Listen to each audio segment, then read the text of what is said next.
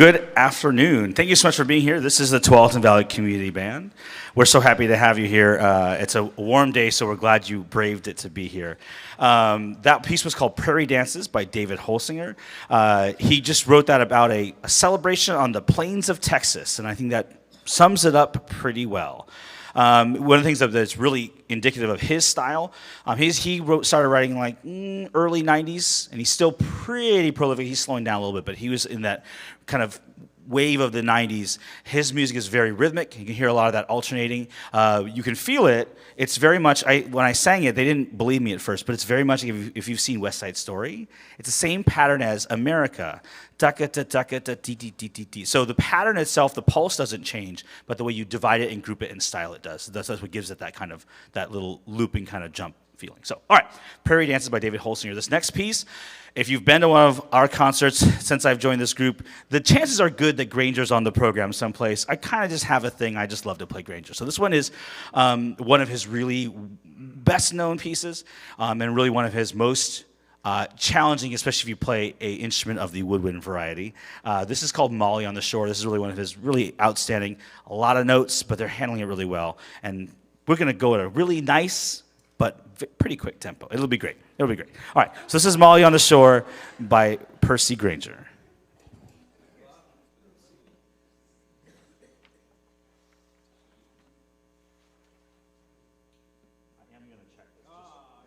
I know you don't you want me to check it?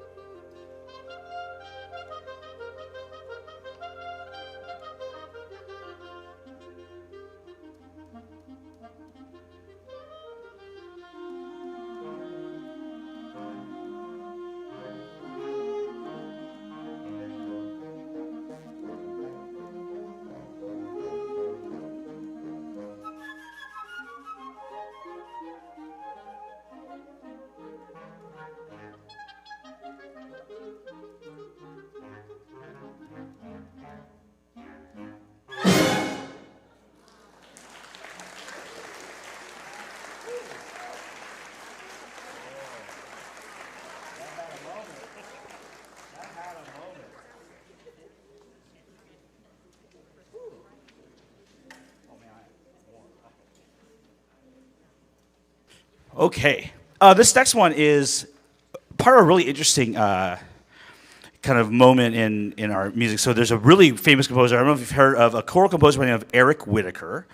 Eric writes a lot of choral music, but he has done a little bit of band. What's interesting about this piece is this is his adaptation of a choral work into an instrumental work, which happens quite a bit, but a lot of times it's someone else that's adapting it.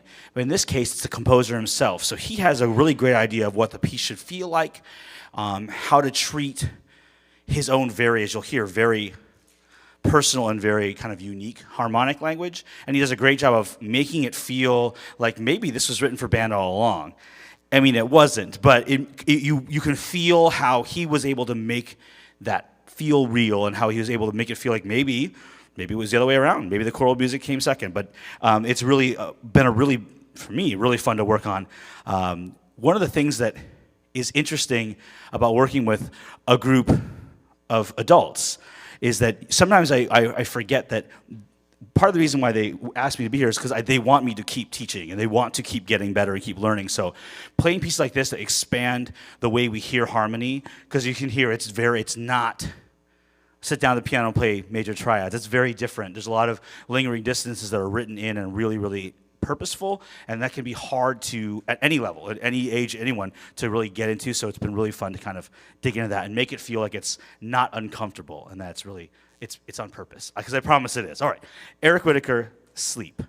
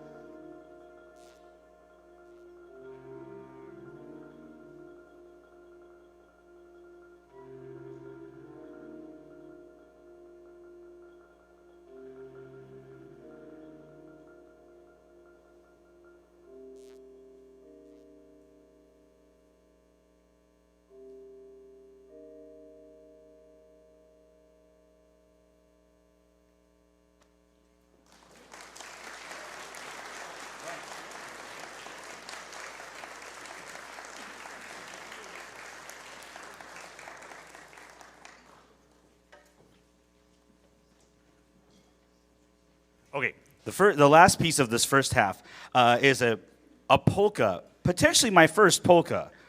I've been doing this a decent amount of time, and I don't think I've ever done a polka before, so this is, mark your calendars.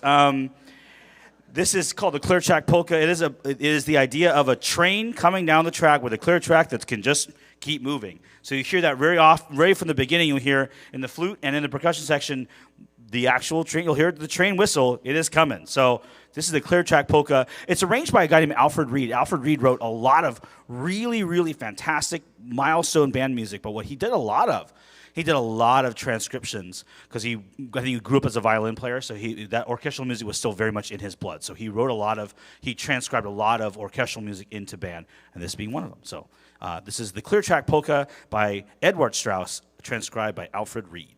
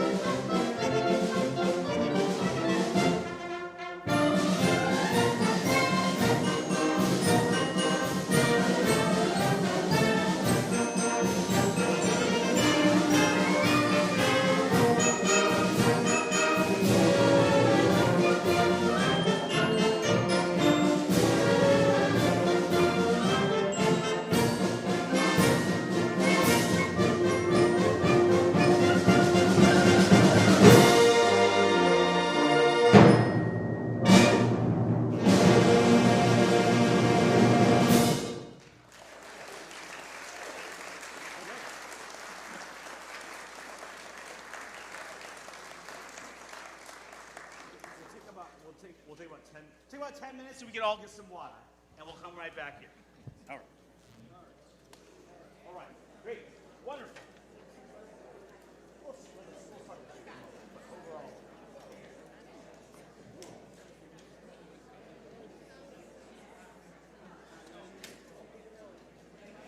Yeah. Always as hot in here? No, it's not. Usually 96 degrees woodward. That's true. Like this air conditioning, what do you call it? Yeah. Oh man. I hope it's not too bad. It's supposed to be cooler on Tuesday? Supposed to still be warm. I'm not sure exactly.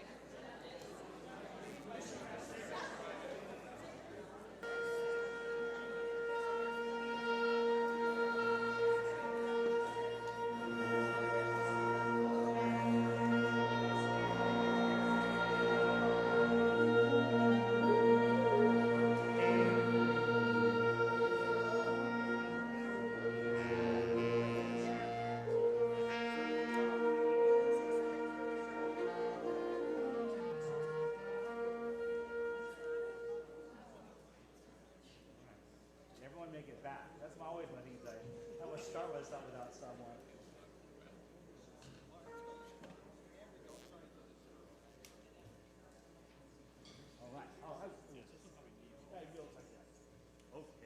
Okay, welcome back. This first piece of the second half is called Kentucky 1800, and as you could probably surmise, it is a collection of folk songs from Kentucky around 1800. I appreciate you laughing. My students don't laugh very much, so they laugh at me, not with me, and so I appreciate this. Kentucky, this is Clare Grundman. Clare Grundman was a pretty prolific composer. This one was in 55. Yeah, he was mostly 50s and 60s, and this is a really standard, really well-loved piece in the repertoire. There are three folk songs, The Promised Land, Cindy, and I'm Sad and I'm Lonely. And what's really fun about this, I just love the way it's put together, very dance-like, but just a lot of really just beautiful melodies. So this is Kentucky 1800 by Clare Grundman.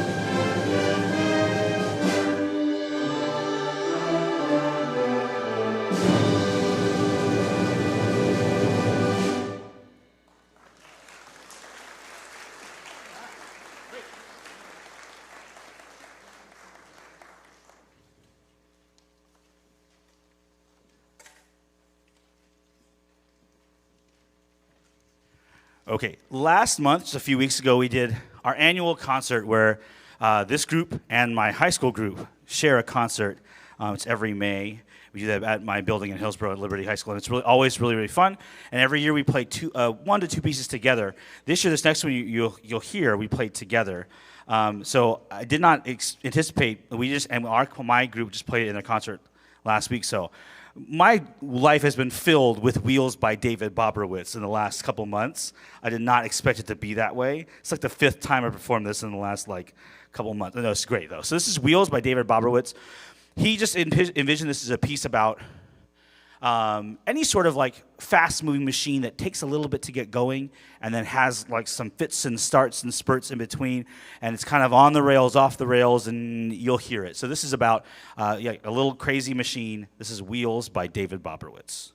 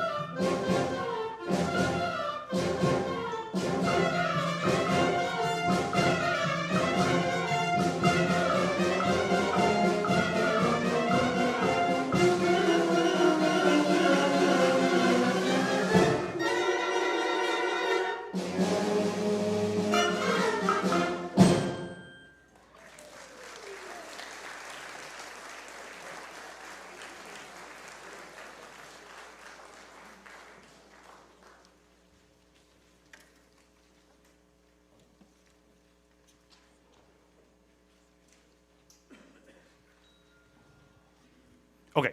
This next one is called With Quiet Courage by a composer by the name of Larry Daehn. Larry wrote this for in memory of his mother, he felt the title, it says actually right here, her name was Lois Daehn. Her life was heroic, but without fanfare. She worked and hoped and inspired. She loved and was loved. Her life was a noble song of quiet courage. So this is really about what he felt about his mother, we all know that kind of person who just kind of goes and continues to persevere no matter what's in front of them. So this is With Quiet Courage by Larry Daehn.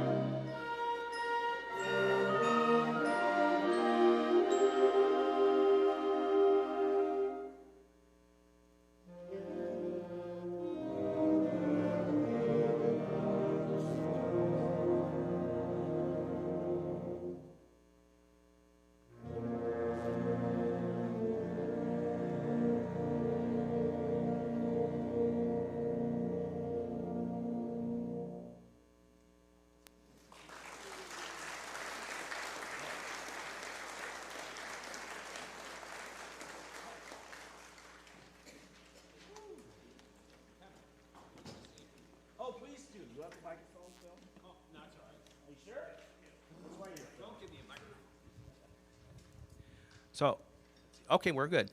I'm Phil Pasteris. I'm the president of the Tualatin Valley Community Band. Thank you for being here today. I'm a retired meteorologist, and I look at June and I say, oh boy, what kind of weather are we going to have? Are we going to get rained out? We're going to get melted? Well, the solution was to come indoors, and the air conditioning is on, but I don't know, these temperatures in the 90s, but you're hardcore here for coming out to see us. So thank you all for being here. Now, one of the things that you may have noticed is that TUMC and TVCB worked together to get some lights put up. So these lights here, these stick lights, and then lights in the back are all new. And many of us now can see the notes. So, well, some people have these backlit iPads and stuff, you know, but for people that are using traditional music, we can now see that the trumpets have no excuse for missing any notes, and the same goes for the trombones now. So it's really wonderful to have this. So thank you to TUMC and then Ed Metzler and then Dave Nelson were instrumental in getting up on a scissors jack and putting all these things up. It's quite amazing. So thank you to you both, and thank you to TUMC.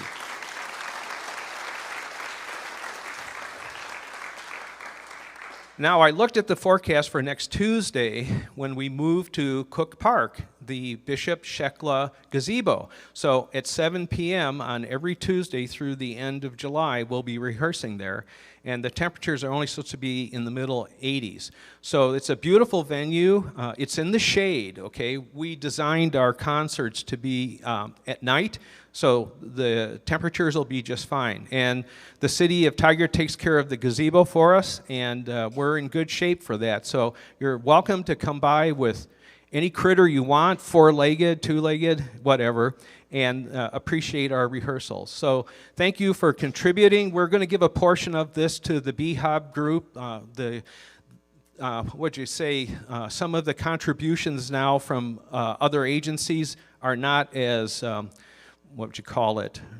They're uncertain. Okay, so we're going to give a portion of the donations today to BHOB, and then they can buy some food for the people that need it. So thank you very much, and we really appreciate your, well, this is the last piece. Enjoy it.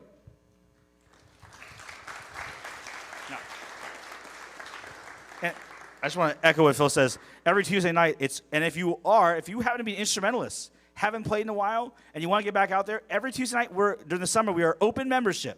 So if you've got a horn, come use it. Come sit and, even if it's been years, don't worry. Come have fun. That's what it's for. All right, this last one, it's one of my favorite community band jokes. What would a community band concert be without Sousa? It would be terrible. But this is one of the really, really kind of keystone Sousas. He's probably got 10 that are really like, well, 3 or 4 that are like, have to know, and then a few more that are like just really, really important and really, really famous. So this one's called The Fairest of the Fair. In this day and age, maybe not the best inspiration. He saw a beautiful woman at the World's Fair, and he thought she was the fairest of the fair. So he inspired him to write a march. How 1900s. Okay. All right. So this is The Fairest of the Fair by John Philip Sousa. Thank you so much for being here.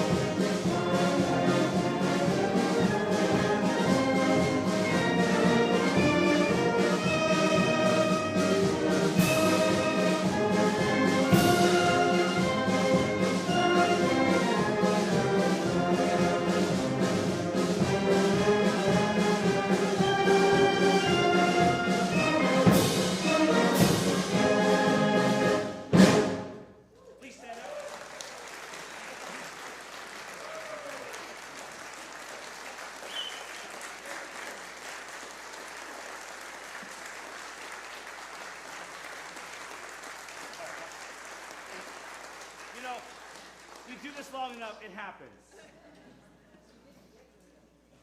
Oh, it wasn't at you, though. Maybe I missed something. I don't know. No, if this happens, you'd be surprised. In class, I don't know, 3-4 times a week. It does happen every couple weeks in here. It's just, they're slippery. So, in case you didn't notice, I dropped this. You know, who saw it? How many of you saw me drop it? Okay, so I'm not crazy. All right, I did do it. All right. Well, seriously, thank you so much. And yes. And like we mentioned, please feel free to either, if you have a horn, come play. But if not, it's a beautiful Tuesday night in Cook Park. Some nights are warmer than others, especially if it's a nice, pretty clear night in the 70s.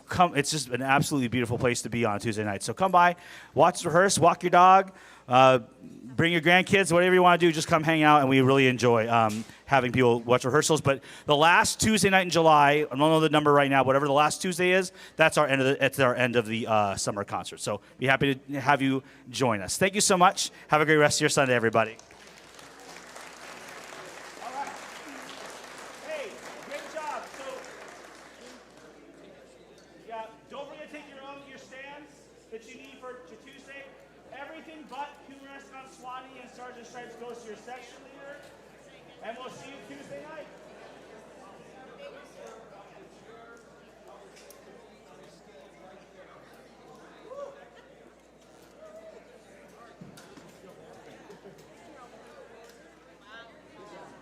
Thanks, Jerry. How are you? Great to see you.